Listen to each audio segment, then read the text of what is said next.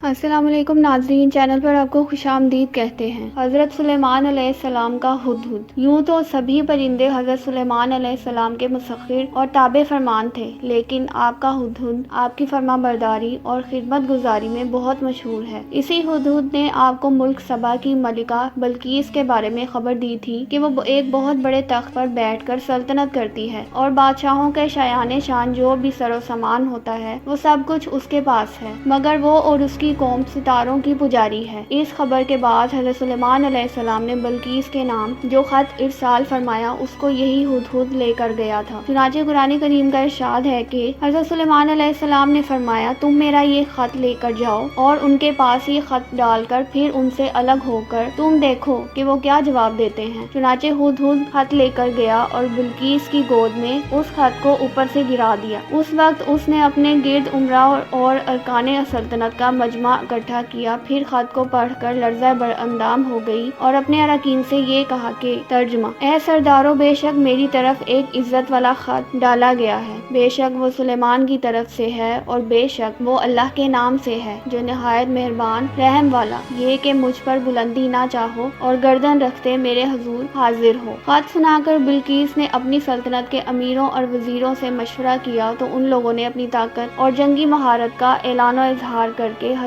سلیمان علیہ السلام سے جنگ کا ارادہ ظاہر کیا۔ اس وقت عقل مند بلقیس نے اپنے امیروں اور وزیروں کو سمجھایا کہ جنگ مناسب نہیں ہے، کیونکہ اس سے شہر ویران اور شہر کے عزت دار باشندے ذلیل و خوار ہو جائیں گے، اس لیے میں یہ مناسب خیال کرتی ہوں کہ کچھ ہدایہ و تحائف ان کے پاس بھیج دوں۔ اس سے امتحان ہو جائے گا کہ حضرت سلیمان صرف بادشاہ ہیں یا اللہ عز و جل کے نبی بھی ہیں۔ اگر وہ نبی ہوں گے تو ہرگز میرا ہدیہ قبول نہیں کریں گے، بلکہ ہم لوگوں کو اپنے دین کے اتباع کا حکم دیں گے، اور اگر وہ صرف بادشاہ ہوں گے تو میرا ہدیہ قبول کر کے نرم ہو جائیں گے۔ چنانچہ بلقیس نے 500 غلام، 500 لونڈیاں بہترین لباس اور زیوروں سے آراستہ کر کے بھیجے اور ان لوگوں کے ساتھ 500 سونے کی اینٹیں اور بہت سے جواہرات اور مشک و عنبر اور ایک جراؤ تاج ماہ خط کے اپنے قاصد کے ساتھ بھیجا۔ ہدہد یہ سب دیکھ کر روانہ ہو گیا اور حضرت سلیمان علیہ السلام کے دربار میں آ کر سب خبریں پہنچا دیں۔ چنانچہ بلقیس کا قاصد جب چند دنوں کے بعد تمام سامانوں کو لے کر دربار میں حاضر ہوا تو حضرت سلیمان علیہ السلام نے غضب نہ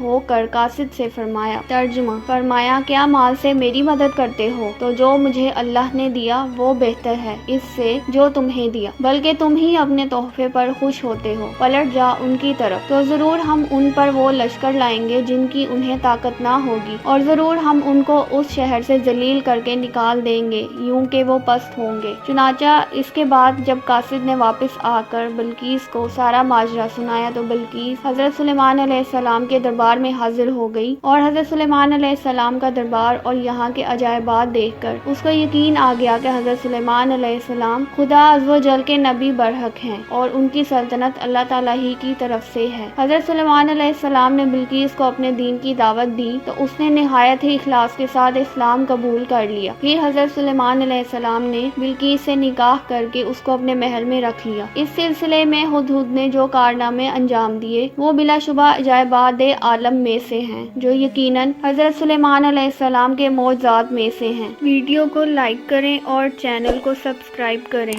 اور بیل آئیکن کو پریس کر دیں۔ شکریہ۔